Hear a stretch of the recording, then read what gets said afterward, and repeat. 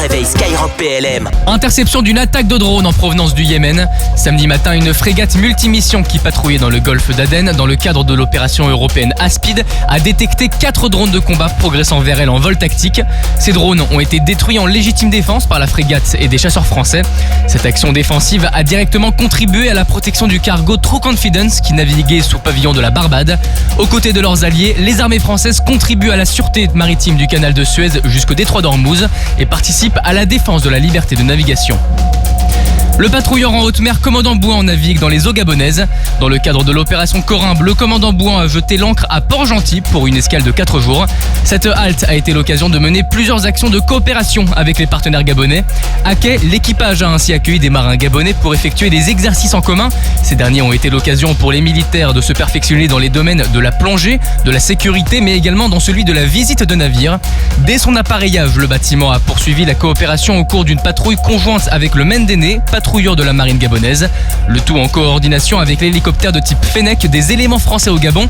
Le commandant Bouan poursuit désormais son déploiement et ses actions de partenariat de lutte contre la piraterie et les trafics illicites dans le cadre de l'opération Corimbe. Exercice de grande ampleur aux Émirats Arabes Unis. Depuis le 23 février au Proche-Orient, le 5e régiment de cuirassés participe à l'exercice tactique baptisé El Himemat.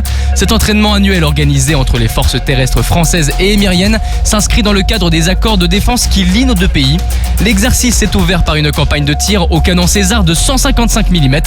El Himemat vise à aguerrir les soldats des deux nations tout en travaillant leur interopérabilité.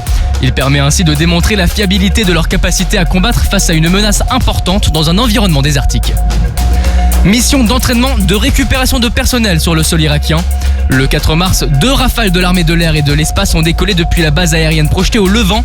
Les 2 aéronefs et leurs pilotes ont participé à une mission de personnel recovery ou récupération de personnel avec un hélicoptère UH-1 de la force aérienne irakienne. Le premier rafale a eu pour objectif de protéger l'hélicoptère irakien pendant la phase de récupération de personnel, tandis que le second jouait le rôle d'agresseur. L'entraînement a permis de poursuivre la formation des contrôleurs de défense aérienne irakiens, tant en termes de vocabulaire que de techniques de diffusion d'informations tactiques. Durant l'exercice, le ravitaillement en vol des Rafales a été assuré par un A400M allemand. Cet exercice a également permis aux pilotes de se coordonner avec un scénario tactique adapté face à une menace aérienne. La réussite de l'opération démontre de leur capacité à agir et à réagir ensemble dans un environnement complexe et interallié. Sur terre, sur mer, comme dans les airs. Skyrock PLM, en équipe avec Cuneo, la mutuelle des forces armées.